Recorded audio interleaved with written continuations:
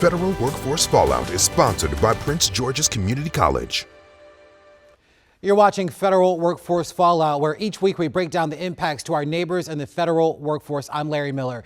This show is dedicated to the reduction of the federal workforce and the impact that it's having on workers, their families, and our local and national economy. We're providing context, fact-checking claims, and getting you advice from career experts. And over the next 30 minutes, we're going to give the most comprehensive outlook we can of the Trump administration's efforts to shrink the size of the federal workforce. Well, we know it's been more than a month since the partial government shutdown began, and lawmakers are still working on a deal to fund the Department of Homeland Security. But the fight over the president's immigration policies is what's holding all of this up between Republicans and Democrats. Well, this marks the second prolonged government shutdown since October. The partial shutdown is hitting travel especially hard. More than 50,000 TSA officers have now missed their paycheck, and no word yet on when the next one will in fact come. That's causing more sick calls and long lines at airports nationwide. Our Randy Hildreth has an update on where the funding debate stands tonight. Hundreds of thousands of federal workers are in limbo after Congress failed to pass a funding bill for DHS back in February. Although a new funding proposal passed the House, it has not cleared the Senate. Democrats propose temporarily funding most DHS agencies and continuing negotiations about immigration enforcement funding. We want to fund TSA, FEMA, Coast Guard, CISA. We want to fund those agencies. But Senate Republicans rejected that. This might come as news to Democrats, but the fact is that every part of the Department of Homeland Security is essential. The partial government shutdown impacts multiple agencies, including ICE, the U.S. Coast Guard, FEMA, the Cybersecurity Infrastructure Agency, and TSA. TSA workers are set to miss their first full paycheck this week because of the partial shutdown, with DHS saying, quote, these frontline heroes received only partial paychecks earlier this month and now face their first full missed paycheck, leading to financial hardship, absences, and crippling staffing shortages. Although staffing shortages didn't appear to impact DCA Monday night, but across the country, there have been long lines reported at the Louis Armstrong New Orleans International Airport, Houston's William P. Hobby Airport, and Hartsfield-Jackson Atlanta International Airport. Beyond TSA impacts, when I spoke with experts, they caution about broader, more serious impacts of this partial government shutdown. Paul Schiff-Berman is a professor of law at the George Washington University Law School. He says some of the other agencies under DHS are critically important as the conflict intensifies in the Middle East. When they get shut down with regard to funding, they keep people who are deemed to be critical. And when we're talking about something like cybersecurity or emergency management relief or various other kinds of threats that could affect the country, having fewer people monitoring it is a problem. I think there will be enough pressure at some point that there will be a deal about DHS. ICE, I think, is going to be a larger battle. Randy Hildreth, WUSA 9. And of course, the shutdown happened at the height of spring break. Travelers are facing issues getting to their destinations, and the concern is that this could become more common as more sick calls are surging among security screeners, that according to internal TSA data. Chris Van Cleve has more. Robert Echeverria worked the TSA checkpoints at the Salt Lake City airport for 9 years, but with no paycheck or end in sight to the latest partial government shutdown, he quit. I love the agency. I love the people that I worked with, but my family has to come first. Was it a hard decision to leave? It definitely was. The father of three felt he had no choice but to take another job. He's now among more than 300 TSA officers who have quit since the shutdown began last month, according to agency figures obtained by CBS News. I think the hardest thing is seeing the struggle that my wife was going through and not trying to bring more stress to her, but seeing her cry every night. How am I going to feed my family? How am I going to survive? It seems like still weighs on you a little bit. It does, because again, these are people that I was with for over 9 years. That strain and this week's missed paycheck are taking a toll. Food pantries like this one in Salt Lake City are opening up at airports across the country as TSA sick calls have more than doubled during the shutdown. At Houston's Hobby Airport Sunday, wait times topped 3 hours after more than half of TSA officers called out, just as the nation's airlines expect a record-breaking 171 million flyers for spring break. Former TSA Administrator John Pistol. But it does concern me about the possibilities of operatives, bad guys who are wanting to try to exploit a perceived vulnerability because there's not as many people on at TSA showing up for work. And for TSA officers, this is the second prolonged government shutdown since just last October.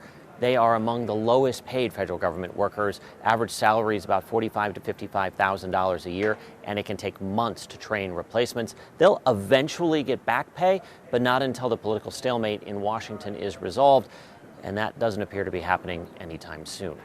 Chris Van Cleve, CBS News, Salt Lake City. It's important to point out that TSA officers aren't allowed to speak with journalists without permission from the Department of Homeland Security, but we are getting more of their stories where during this partial government shutdown, we know that some of these workers have lost their houses, vehicles, even their marriages. And now they're starting to come forward and tell their stories and share their experiences with others as Congress continues to debate this ongoing partial government shutdown. Brian Unger is at Hartsfield-Jackson Atlanta International Airport with their stories. TSA employees struggling to stay afloat after multiple shutdowns are dealing, they say, with an indifferent public more concerned about long lines at airports than the people working to ensure their safety. I was a former TSA officer, so I know what they're going through. Former TSA officer and rider Caleb Harmon Marshall spoke with 17 current TSA officers at nearly a dozen airports, all who asked for anonymity. They are feeling at a crossroads because some of these officers, this is their career. One of those officers who asked us to keep her identity private for fear of reprisal describes constant financial insecurity. Our kids, our families, houses, everything's at stake at this moment. We're literally drowning in silence and the world don't even know it. It's stress, this agent says, endures on and off the clock. It's like a lose-lose battle. I can go to work and be stressed out about what I'm receiving at work or the backlash from whether it's the passenger or leadership. And then I can come home and be stressed out about an eviction notice, a pass-through, a disconnection. So I'm losing whether I'm at work or I'm at home. Other officers shared similar stories of frustration, like this single mother. TSOs are drowning. My mental health is shot, yet still being expected to go to work every day and smile in passengers' faces like I'm not ready to just off myself. One officer who was in New York on 9/11 and connects her service to that day told Harmon Marshall, "Why are we being sacrificed? What did we do to deserve to tell our families we might get evicted at the end of the month? Don't forget us. We are still people." Another officer told him, when you reach out to your local resources, they say you make too much for food assistance, even though we aren't receiving paychecks. It's disheartening and disgusting. Because they're not being paid and because they do not feel wanted or needed. They feel like something that could be just thrown away and it's not important anymore. For many of these officers, tomorrow is another day on the job without a paycheck. I have child care. I have my children in extracurricular activity sports. I have bills, rent, utilities. I have my car. Like, I provide this living for myself and my kids, and I can't maintain it at this moment. And the crazy part is I don't know when. It's like no end in sight. It's also another night wondering how they're going to pay their bills. And that was Brian Unger reporting with that story. Meantime, donations have been pouring in for federal workers at Minneapolis-St. Paul Airport. Adam Dexter shares why a union leader and the leaders for much of these federal workers say that they feel less like workers and more like pawns.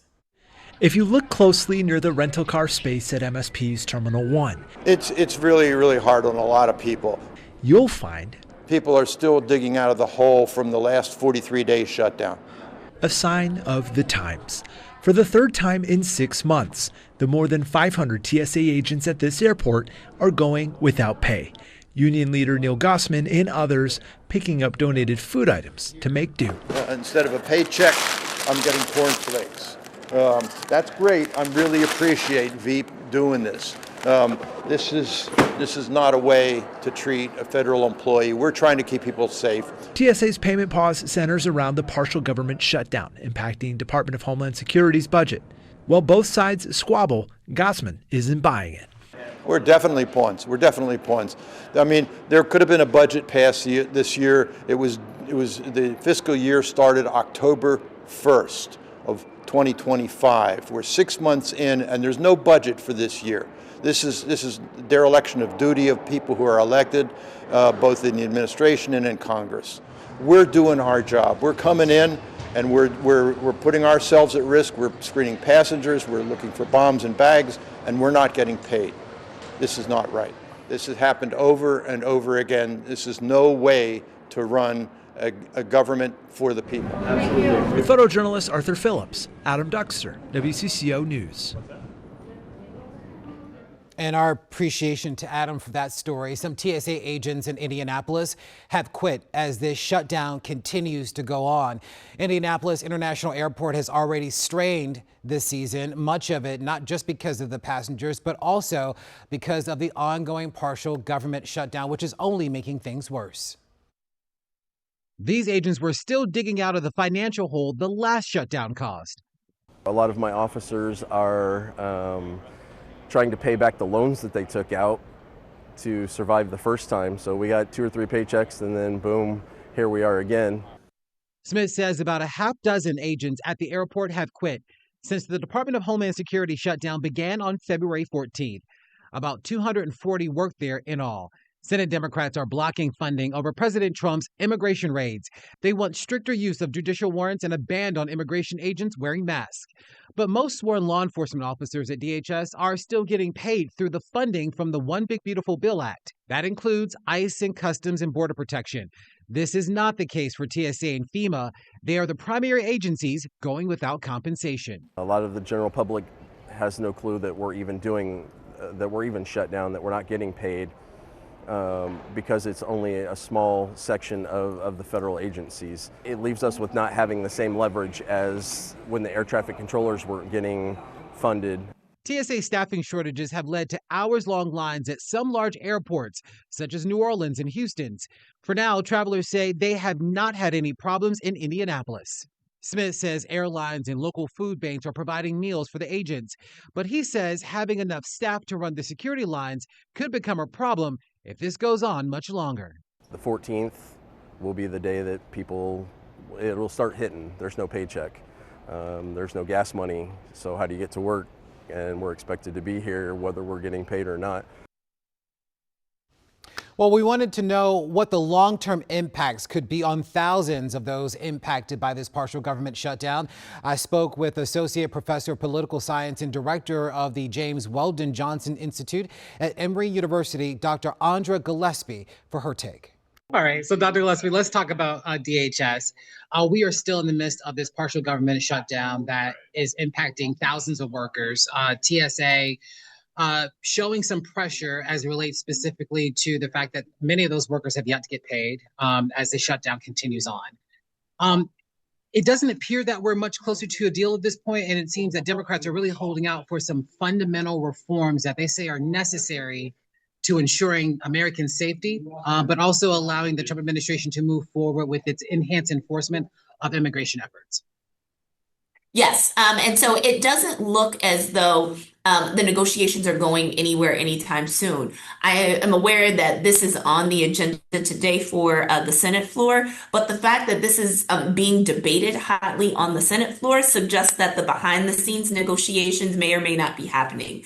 I think people in Washington are more privy to what's going on, but just from what I've read in the news reports about what is planned for today, this seems to be very symbolic and showy, and for me, that would suggest that the hard work of negotiations has not materialized to the point that there's an actual deal to be discussed.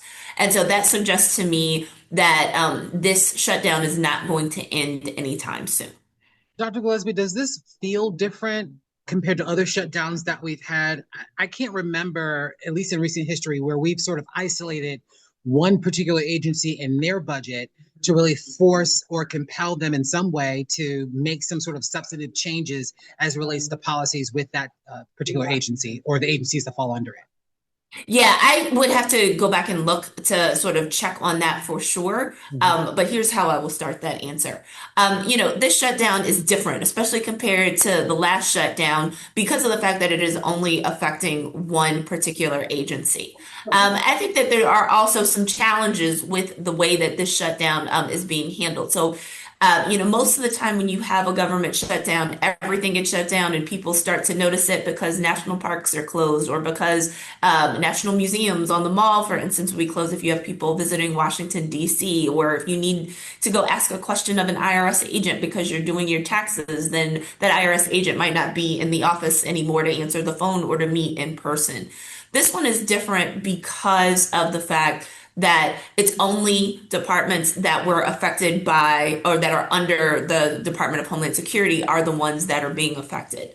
And because a lot of DHS employees are considered essential employees, a lot of them still have to come to work. So they're not being furloughed in the way that we would see. So TSA employees are considered essential employees. So they're working without pay right now. The Coast Guard falls under DHS. And the Coast Guard still has to carry out missions that are deemed essential to national security. So there are members of the Coast Guard who are still working, without pay.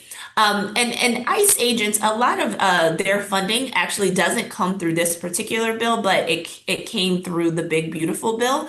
So ICE is proceeding and they're getting paid. But for the people who work for these agencies and their families and their creditors, they are certainly feeling the impact of this. And so we have seen the effects of this in in the last week, where we have seen an increase in the number of people who have called out sick for work, who work for TSA.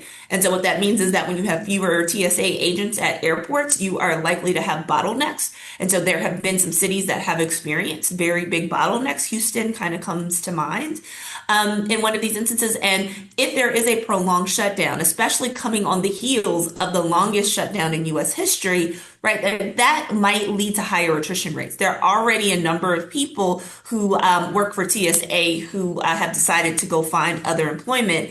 This could be putting them over the edge because they probably just got their finances in order from the last shutdown, and now you're putting them in an economically precarious situation again. So that's the really tough part about this. And if both sides are kind of at an impasse and will not sit down and talk with each other, then this doesn't suggest that we're going to see a resolution to this issue anytime soon. And given the fact that we were more than a week and a half into the shutdown, this already is something that's going to cause a burden on people. Democrats got a lot of heat the last shutdown that we had because many felt that at the time in which Americans were really starting to get tuned in to what they were fighting for, which at the time were those subsidies with the Affordable Care Act, which have expired now, that it seems like Democrats, at least from some, may have learned their lesson from the past fight and are sort of really digging in this time for the long haul to see some of those reforms that they say are necessary with ICE and other agencies that fall under DHS. Does it appear, based on sort of the tea leaves that are available, which I know it's limited, that Democrats may in this time may feel the need to go the distance because of how things shaped up the last time we had a government shutdown?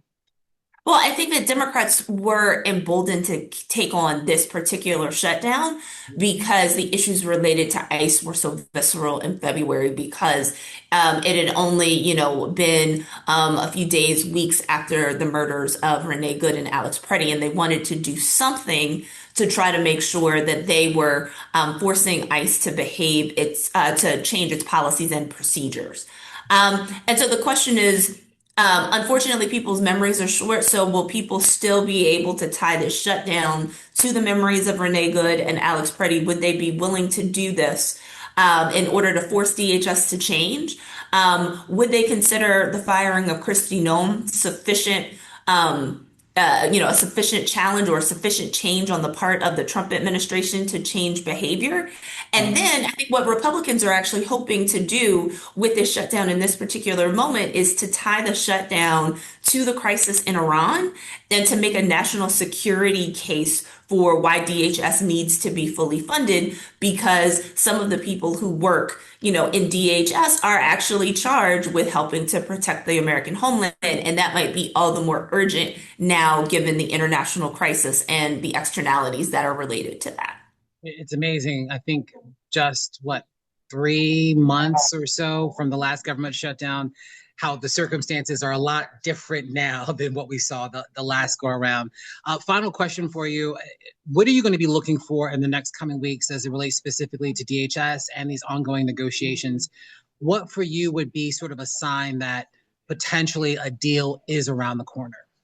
So before I look for floor action on the issue, what I want to hear is that the people, the senators who were tasked with negotiating for Democrats and Republicans on the DHS bill are having meetings where they are reporting that progress is being made. I might even pay attention to whether or not President Trump actually intervenes in the situation. So are there meetings being held at the White House? Do we know that key players in the administration, are part of these particular negotiations? If I see that, then that might suggest that there is forward progress toward a solution. And then I'll pay attention to what happens on the floor votes. What I'm expecting today in the Senate debate is a lot of performance, where I expect to see Democrats and Republicans making passionate arguments for their side. But I'm not necessarily expecting that there's going to be immediate persuasion based on these arguments.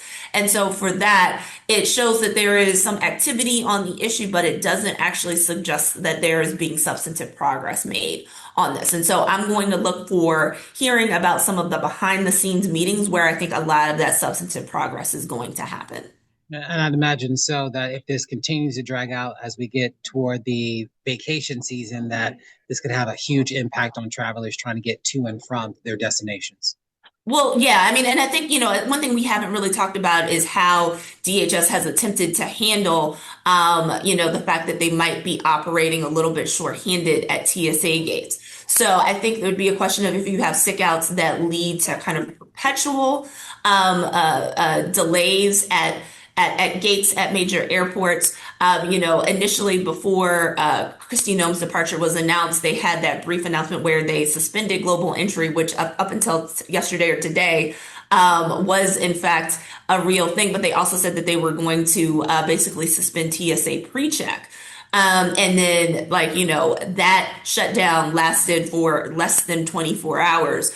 I think there would become a question of, could TSA be so shorthanded that they really do have to move to those types of drastic measures where there isn't a way to be able to compensate for that? So, I expect that the same way that air traffic controllers can be a pressure point in shutdowns, I think that there could come a point where TSA really could be a pressure point.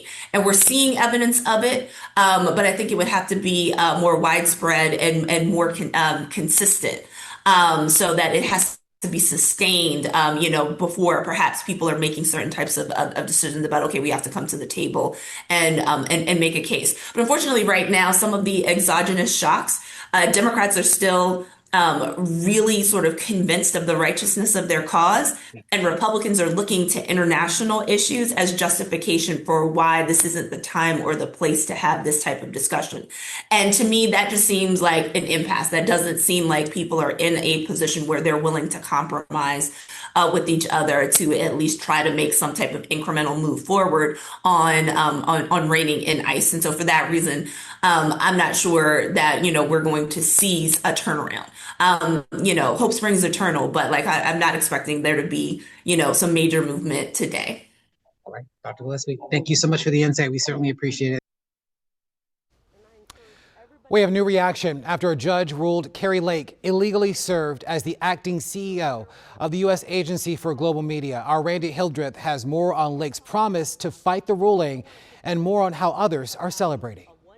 Plaintiffs in this case acknowledged an appeal to this ruling may come and say they're preparing for that. But tonight, they're calling this a major victory for federal workers. It's very gratifying to have laid out in such a clear legal opinion that we were right all along. Clayton Weimers is the U.S. Director for Reporters Without Borders. The organization was among those supporting the legal challenge against Kari Lake's role at the United States Agency for Global Media. D.C. Judge Royce Lamberth ruled Lake had illegally served as acting CEO of the federal agency. He also ruled her actions while serving as acting CEO are void, including the August 29th reduction in force that impacted hundreds of jobs at Voice of America. This ruling is really important because it reaffirms that basic truth that VOA is meant to be independent. There are some 500 journalists on administrative leave right now who want to know when can they get back to work. Judge Lamberth ruled Lake shouldn't have been in that role because it violated the Constitution's Appointment Clause and the Vacancies Reform Act. The law sets the rules for how agencies temporarily fill vacancies for positions that are typically confirmed by the Senate.